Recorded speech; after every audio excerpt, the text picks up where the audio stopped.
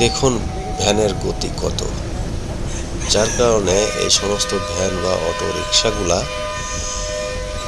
Highway রোডেতে না আসাই উচিত, কারণ যে কোনো মুহূর্তে অ্যাক্সিডেন্ট হতে পারে। এই যে সামনে আরেকটা দেখতে পাচ্ছেন যাচ্ছে, এবং এটা গার্মেন্টস এলাকা।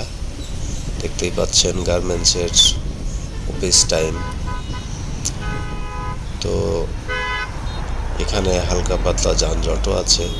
তো আসলে আমার কথা বলার উদ্দেশ্য হচ্ছে একটাই যে যারা অটো রিক্সা বা ভ্যান নিয়ে হাইওয়ে রোডে আসেন, তারা আসলে তাদের উদ্দেশ্যে করে বলছি, আপনাদের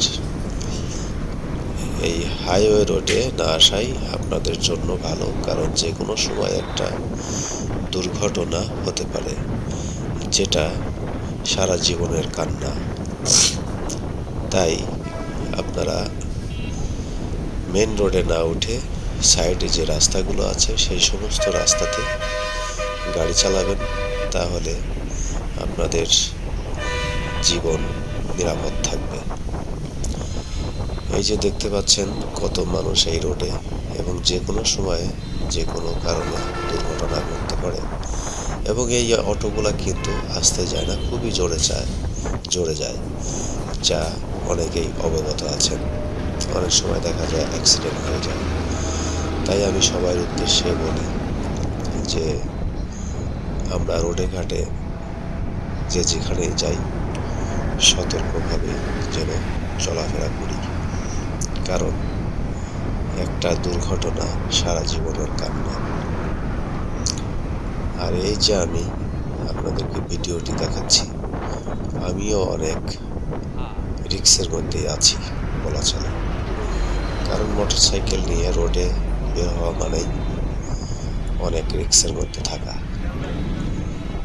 আর এটা একটা শিল্পনগরী, দেখতে পাচ্ছেন অনেক ট্রাক রাস্তায় দাঁড়িয়ে আছে, এবং রাস্তাটাও এখানে একটু ফাঁকা, যার কারণে ভিডিওটি করলাম আগের থেকে আপনাদের সামনে তুলে ধরার জন্য। তবে দৃশ্যটা আমার কাছে ভালোও লেগেছে এবং খারাপও লেগেছে, যা বলে আপনাদেরকে বোঝানো যাবে না। দেখতেই পাচ্ছেন, এই দেখেন রাস্তা কিভাবে পার হলো। আসলে এইভাবে পার হওয়াটা উচিত না, যে কোনো সময় দুর্ঘটনা ঘটতে পারে মেন রোডে। ওদিকে পিছনে কিন্তু একটা ফ্লাইওভার ছিল, ফ্লাইওভার দিয়ে না গিয়ে সে রাস্তা পারাপার হলো। আসলে এটা উচিত না, তাই আমরা সবাই ফুট